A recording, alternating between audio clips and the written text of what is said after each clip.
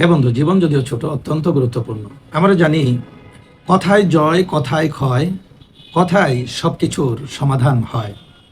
এই কথা খুব গুরুত্বপূর্ণ জিনিস আমাদের জীবনে। এই কথা বলতে সময় লাগে মাত্র 2 বছর। এই কথা শিখতে, কথা বলতে শুরু করতে মাত্র সময় লাগে 2 বছর। কিন্তু কোথায় কিভাবে কথা বলতে হবে, কোথায় কতটুকু কথা বলতে হবে, কোথায় কি বলা যাবে, কোথায় কি বলা যাবে না, এটা শিখতে সময় লাগে সারা জীবন।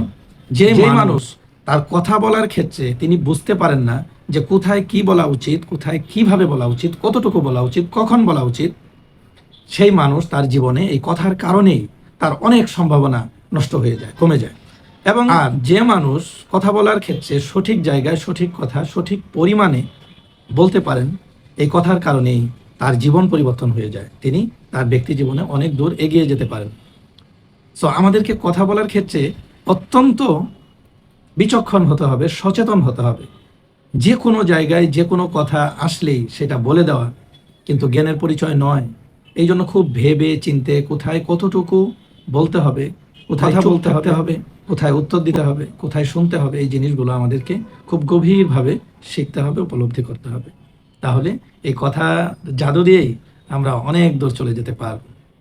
সকলের উপর শান্তি বর্ষিত হোক।